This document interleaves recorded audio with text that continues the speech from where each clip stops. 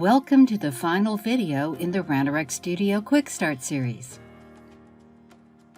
In this video, you will learn how to fix a test run that has failed. To do that, edit the existing recorded test so that it will fail. The validation step expects to see the text, "Welcome, Harry," in the welcome message. Let's change the input value for the Enter Your Name field to a different value. Click the Recording 1 tab to return to the Action Editor. Change the input value for the key sequence to Sally. Return to the Test Suite view and execute the test.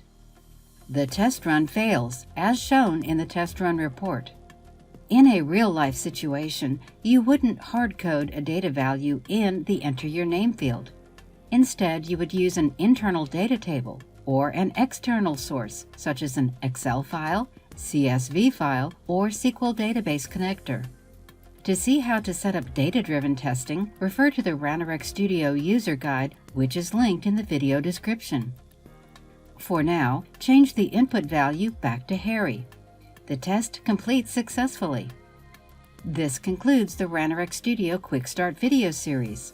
To learn more about automating tests with Ranorex Studio, visit the Resources section of the Ranorex website, where you will find informative articles about software testing, white papers, and screencasts for all levels of Ranorex users, from beginner to advanced. Or visit our webinars page and register for one of our free webinars, available live and on demand. Don't forget to subscribe to the Ranorex channel.